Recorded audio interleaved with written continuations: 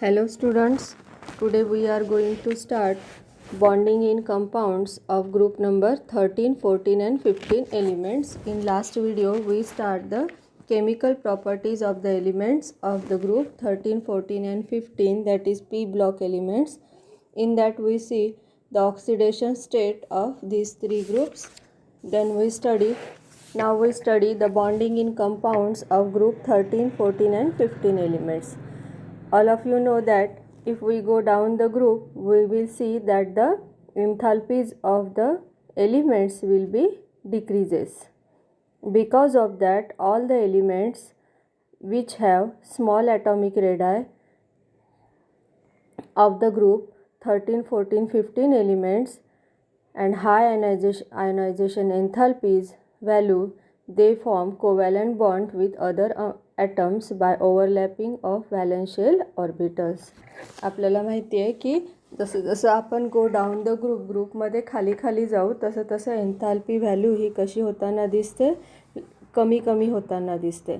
त्याच मग अशाच ग्रुप नंबर 13, 14 आणि 15 मधले जे काही स्मॉल ॲटॉमिक रेडाय असणारे एलिमेंट्स आहे, ज्यांचा ॲटॉमिक रेडाय कसा आहे, स्मॉल आहे आणि आयनायझेशन एन्थाल्पी व्हॅल्यू ही कशी आहे, हाय आहे, ते काय करतात, इतर एलिमेंटसोबत कोवॅलंट बॉन्ड तयार करतात by the overlapping of valence shell orbital overlap करून किंवा शेअरिंग करून ते इतर एलिमेंटसोबत कोवॅलंट बॉन्ड तयार करतात. The atomic radii increases since the valence shell orbital are more diffuse. जसं जसं ॲटॉमिक रेडाय इन्क्रीज होणार तसं व्हॅलेन्स शेल ऑर्बिटल हे कसे होणार, जास्ती कॉम्प्लिकेटेड किंवा डिफ्यूज होणार. The heavier element in this group tend to form ionic bonds. The heavier elements काय करतील, मग आयनिक बॉन्ड्स फॉर्म करतील. The first member of this group belong to second period and do not have D orbitals. Boron, carbon and nitrogen cannot expand their octet. The subsequent element in the group possess vacant d orbital in their valence shell which can expand their octet, forming a variety of compounds. ज्यांच्याकडे vacant D orbitals आहे आणि कशामध्ये, त्यांच्या valence शेलमध्ये vacant D orbitals आहे, ते आपलं octet काय करतील, एक्सपांड करतील. त्यामुळे ते काय करू शकतील, व्हेरायटी ऑफ कंपाऊंड्स फॉर्म करू शकणार. These are the bonding in compounds of group number 13, 14 and 15. Now we see the reactivity towards oxygen or reactivity towards air. So what is the reactivity of group number 13 elements towards the air. Elements of group 13 on heating with air or oxygen produce oxide of type E2O3. Here E means element. 13 ग्रुपचे element जेव्हा heat होणार in the presence of air or oxygen, ते oxides तयार करतात E2O3 टाईपचे. त्यानंतर group number 14चे elements when heat in air or oxygen from oxides, ते सुद्धा ऑक्साइड्स फॉर्म करतील EO किंवा EO ट्वाइस या पद्धतीचे. In accordance with this stable oxidation state and availability of oxygen. ऑक्सिजनची ऑक्सिडेशन स्टेट काय आहे एलिमेंटची आणि ऑक्सिजन किती प्रमाणात अवेलेबल आहे, त्यावरून ग्रुप नंबर 14चे एलिमेंट्स EO टाईपचे आणि EO2 टाईपचे काय करतील, ऑक्साइड्स तयार करतील. त्यानंतर group number 15 elements. The elements of group number 15 on heating in air or oxygen from 2 types of oxide, that is E2O3 and E2O5. Group number 15चे एलिमेंट जेव्हा in presence of air heat होईल किंवा in presence of oxygen, ते 2 प्रकारचे oxides तयार करतात. For example, when phosphorus react with air or heat in air, it form P4O6. Same phosphorus when oxidized, it form P4O10 also. When arsenic react with air or heat in air or react with oxygen, it will also form the oxide of arsenic, that is As4O6. Increase in metallic character down all these group 13, 14 and 15 reflects their oxides, which gradually vary from acidic through amphoteric to base.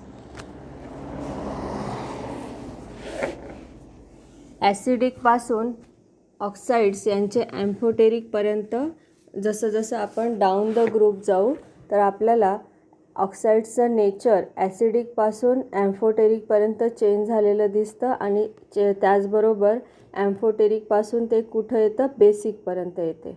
तुम्हाला हे 9.6 table page number 126वर दिलेलं आहे बघा. 13 ग्रुपच्या एलिमेंट्सचे oxides आणि त्यांचं nature, त्याचबरोबर 14 ग्रुपच्या एलिमेंटचे ऑक्साईड आणि त्यांचं nature.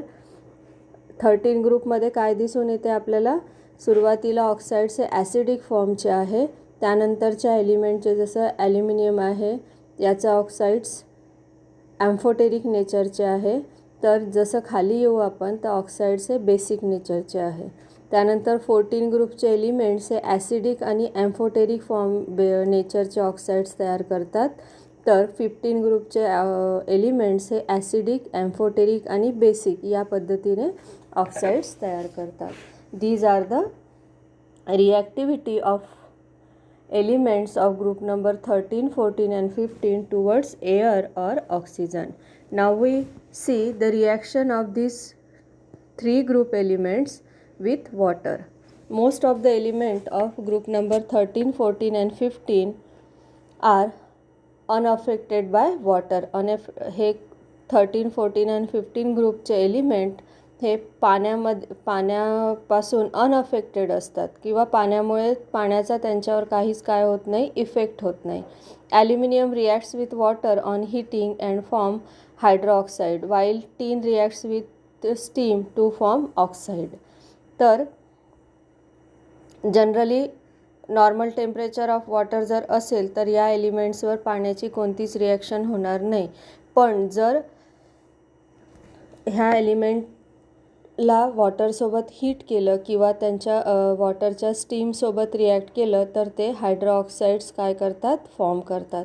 For example, when aluminium heated with water it form aluminium hydroxide, and when lead is heated with water or steam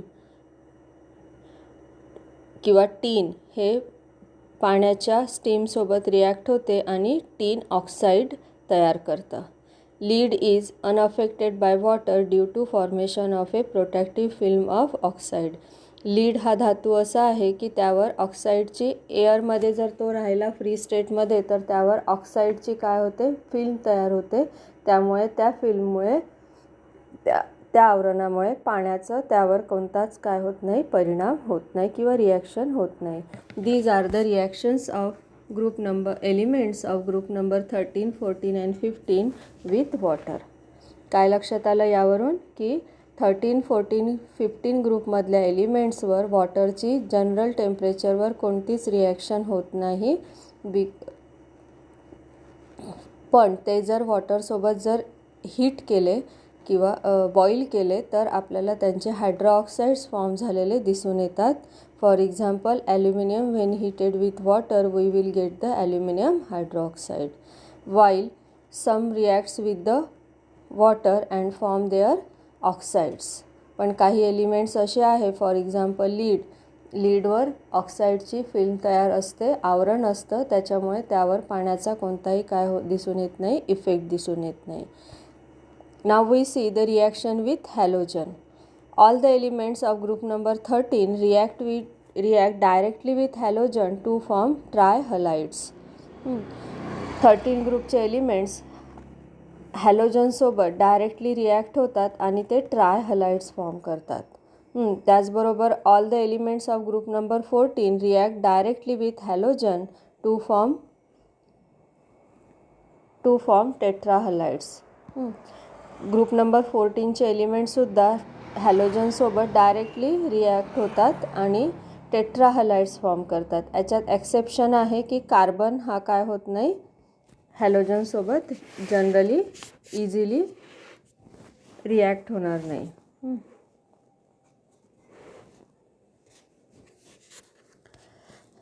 they heavy elements from dihalides as well. Stability of dihalides increases down the group. जसं जसं आपण खाली जाऊ ग्रुपच्या तसं तसं stability काय होत जाते डायहलाइडची किंवा टेट्राहलाइडची इन्क्रीज होत जाते. The ionic character of halides also increases stability down the group. त्याच पद्धतीने ग्रुप नंबर 15चे elements react with halogen to form series of halide.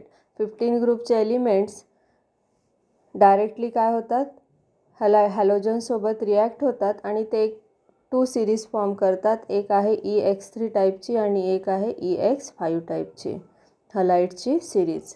The pentahalides possess more covalent character due to availability of vacant d orbital of the valence shell for bonding. Tetrahalides of the group 15 elements are predominantly covalent except the only stable halide of nitrogen in NF3. So these are the reactivity of group number elements of group number 13, 14 and 15 towards halogen. What we see here we see that when group number 13 elements are directly react with the halogen, they form the trihalides, while when elements of group number 14 also directly react with halogen and form tetrahalides, while the elements of group number 15 react with the halogen and they form the 2 series of halides, that is tetrahalides and pentahalides. Okay, these are the reactivity. This is the reactivity of elements of group number 13, 14 and 15 towards the halogen. Then we see what is meant by catenation. The property of self-linkage of atom of an element by covalent bond to the two form chains and rings is called catenation. Catenation म्हणजे काय तर self linking property of atom. एकाच प्रकारच्या एलिमेंटचे item एकमेकांना link होतात. त्या लिंकेजमुळे ते एक तर चेन फॉर्म करतात किंवा स्ट्रेट रिंग स्ट्रक्चर फॉर्म करतात. या प्रॉपर्टीला काय म्हणतात कॅटिनेशन. आलं लक्षात. कॅटिनेशन म्हणजे काय एकाच प्रकारच्या एलिमेंटमधले ॲटम एकमेकांना लिंक होतात by covalent bond. They are link आणि त्यांच्यापासून एक स्ट्रेट चेन किंवा मग रिंग स्ट्रक्चर तयार होतं. त्या प्रॉपर्टीला म्हणतात catenation. The catenation tendency of element depends upon the strength of the bond form. Catenation property ही कशावर डिपेंड राहणार ते एलिमेंट्स किती स्ट्रॉंग काय करू शकतात बॉन्ड फॉर्म करू शकतात त्यांच्या बॉन्ड फॉर्मेशनच्या स्ट्रेंथवर कॅटिनेशन प्रॉपर्टी डिपेंड राहणार. Among the group 14 elements carbon show the maximum tendency for the catenation because of the stronger carbon bond. आपल्याला माहिती आहे की कार्बनची ही एक स्पेशालिटी आहे कोणती कॅटिनेशनची. Carbon stronger covalent bond form करू शकतो. कार्बन कोव्हॅलंट बॉन्ड फॉर्म करू शकतो. म्हणून कार्बनची एक स्पेशल ही काय आहे स्पेशालिटी आहे ग्रुप नंबर 14 एलिमेंटमधून कार्बनची की ते काय आहे कार्बन कॅटिनेशन बिलॉंग करतो. मग म्हणूनच कार्बन स्ट्रेट चेन तयार करू शकतो रिंग फॉर्म करू शकतो. म्हणून आपल्याला कार्बनची स्पेशल स्टडी करावं लागते हायड्रोकार्बन्समध्ये. बरोबर आहे. The order of catenation of group number 14 element is carbon is greater than Si, it is greater than Ge is equal to 10. Lead does not show catenation. This can be clearly seen from the bond enthalpy value. Lead काय करणार carbon फॅमिलीमध्ये जे 5 element आहे त्या 5 एलिमेंटपैकी 4 element कोणकोणते